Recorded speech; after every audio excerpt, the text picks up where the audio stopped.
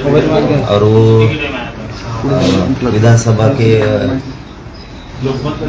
एक अधिवेशन में म्हणले की ये छत्रपती शिवाजी महाराजांच्या काळात असं होत नव्हतं, आई बहिणीवरती शिव्या नाही देते ते. तर म्हणलं मग जाऊ दे, आता काय असतं की आपण छत्रपतींचा विचार मानतो आणि ते अनावधानाने झालेलं आहे ते उपोषण था 17 दिवसचा, त्यामुळे वो हो गया.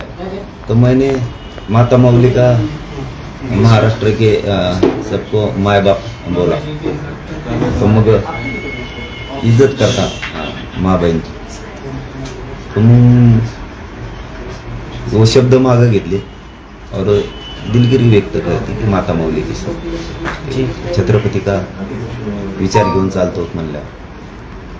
हे मोठं मन आहे ना, पण सगळे स्वर की अंमलबजावणीपासून थोडा भी हटने वाला नाही. मी ओबीसीतून आरक्षणच घेईंगा, गप नाही बसतो, मैं बसतोच नाही, घेणारच, सोडिंगाच नाही. धन्यवाद. 10% जो रिजर्वेशन दिया आपको उस पे नाही ते काय 10% खरे त्याचे टिकतच नाही ते, काय किती घेऊन भागण्या कारण कोड न्यायचं ते टिकेंगा नाही, काही नाही. परत हड़बड़ी हुई हमारे, नौकऱ्या गेल्या सगळ्यात गेल्या, जाए खड्डे में जाएंगे सब. हमारा ओबीसी है ते घेणार ते पाहिजे, ओबीसीतूनच पाहिजे.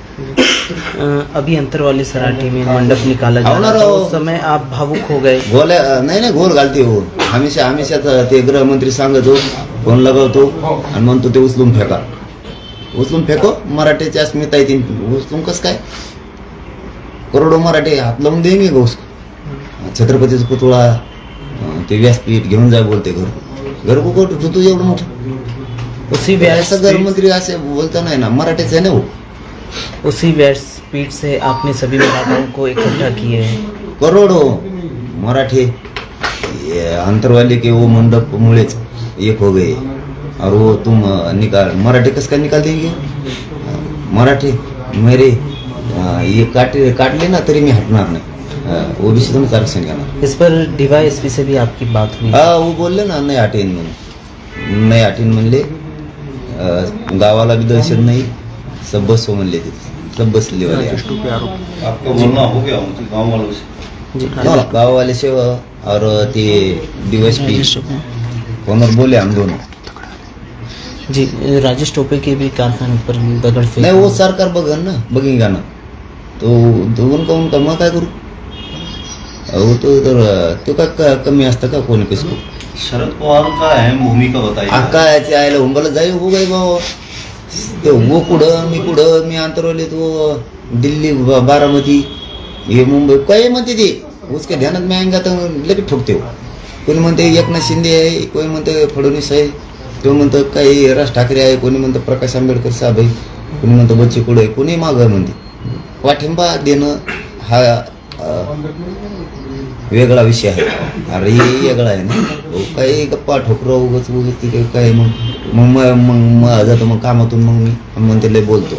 काय बोलता रे, काय तुम्ही तुमचं बघा, तुमचे पास आहे सब पटाना यंत्रणा फंदराना देख लो, ईडी लगाने काय करायचं करो. यानी आपके पीछे कोई राजकीय नेता नहीं ना बाबा, मैं आम लोग बोल के मैं परेशान हो गया ना. तुम सापडो ना, तुम्हाला कोण सापडायचं टाक मध्ये, मैं भी जाता फंदे काय व्हायचे ते जाण दे तिकडे. सापडे तुला कोण सापडणार का, ठीक. कोणी सापडता नाही काही नाही, उगा माझ्या पैसे लागते भाग घेण्याच्या बेजार कर रे. अरे फंदे हो, दूध का दूध, पाणी का पाणी लाव. मी सगळ्या सलन गाऊ का देखो ती कोणचं नेमलं ते ना आता घेऊन दे काय यायचं ती. मग काय तयार आहे, पण हटेंगत नाही ओबीसीच आरक्षण.